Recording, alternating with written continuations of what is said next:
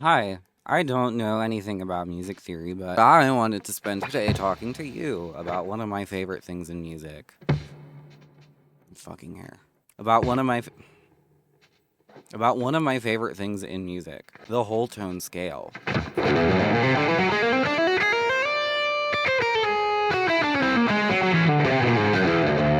Not very confident on that climb back down. For those of you that don't know me, most of you, I wrote an album. It's called Kaleidoscope, and it has the whole tone scale in it a lot.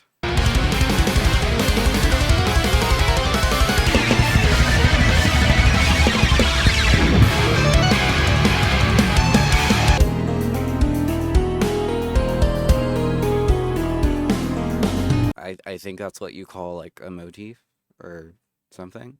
And today I wanted to talk about why I like it so much.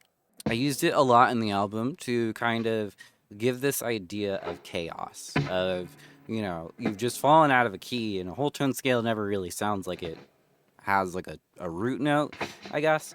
Maybe. Again, really confident.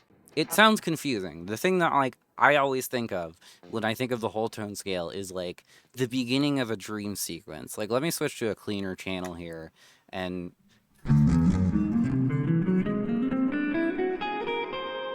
like either a dream sequence or like a flashback or something, which is like a common thing that it's used in media, I guess. Once you like, pick up on what it is, you hear it in a lot of different things because it's really good at inducing that kind of confusing feeling. But that's like not the only reason that I like the whole tone scale. I'm weird, if you couldn't tell. No, I like the whole tone scale on its face. Which sounds like, I'm trying super hard to be like different and out there. But no, I started like practicing the whole tone scale and like different applications of it, like 4 or 5 years ago, and it has found its way into so many different things that I have written, just because I like it that much. I will bend a song so that I have the chance to, do like a whole tone scale, because I like doing it so much.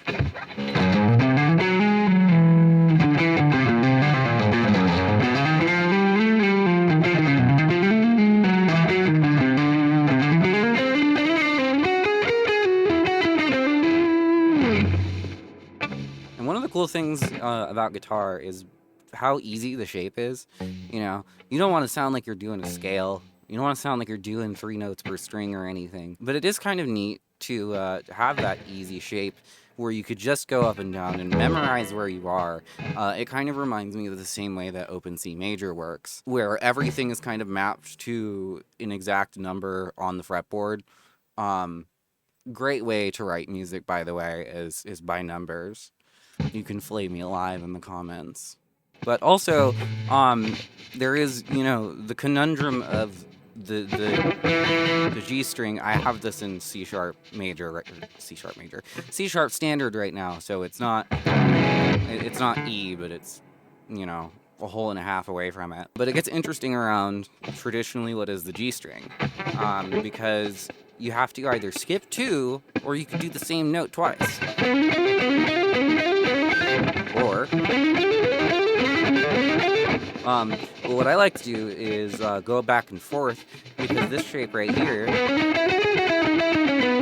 is like, I think like part of the minor 3 note per string shape.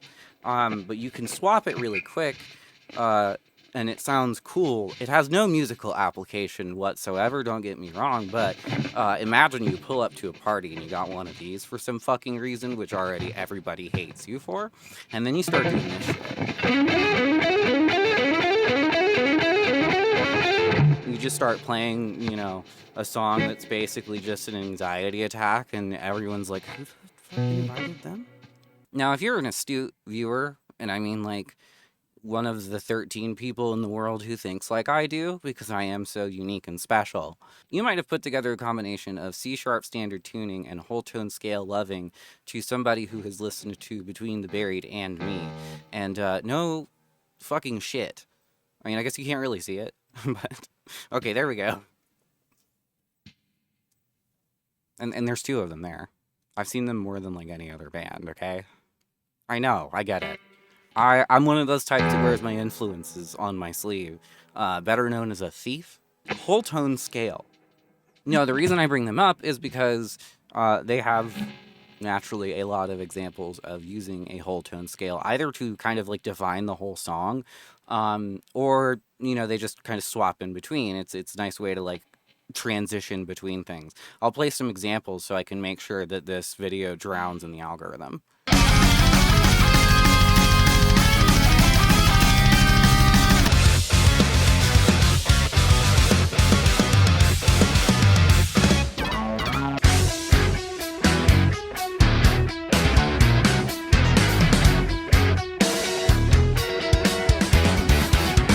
But the other thing that I like about the whole tone scale is that you can just kind of insert it anywhere in the middle of something, and you can kind of throw everybody off. But you can usually, like, if you really play your cards right, you can land in a way where it sounds cool. You can also completely fly off the mark and then struggle to find where you are again. But you could like throw on a pentatonic or something like.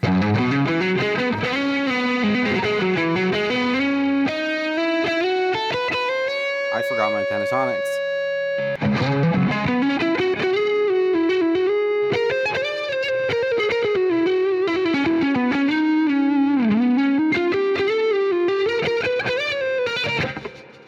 Awesome. I'm not really good at improv, but like you get what I mean. It kind of decenters the tonic or whatever, and makes it sound really kind of wobbly. Like, does this person know what they're doing? Did they just pick this instrument up? Oh no, they do know what they're doing. And then you like swap back and forth, so they're constantly questioning, like, if you just picked this up like a year ago and you still haven't realized it's kind of not for you.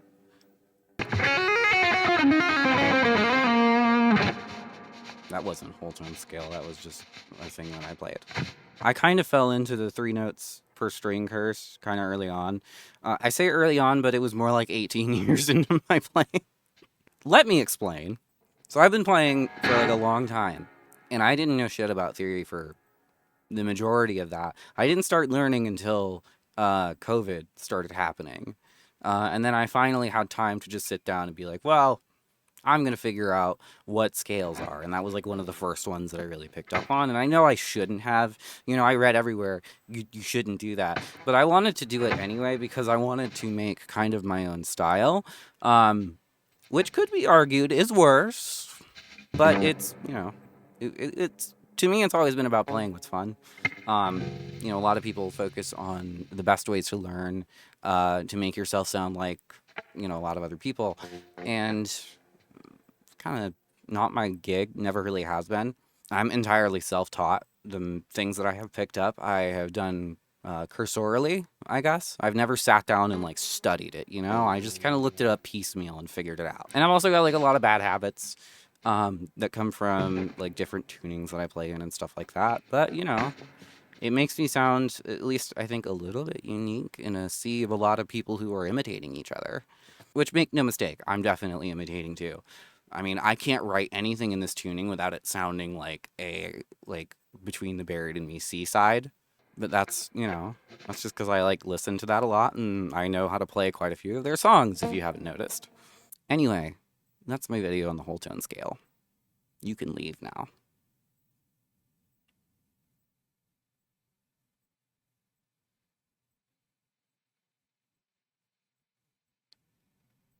Any minute now.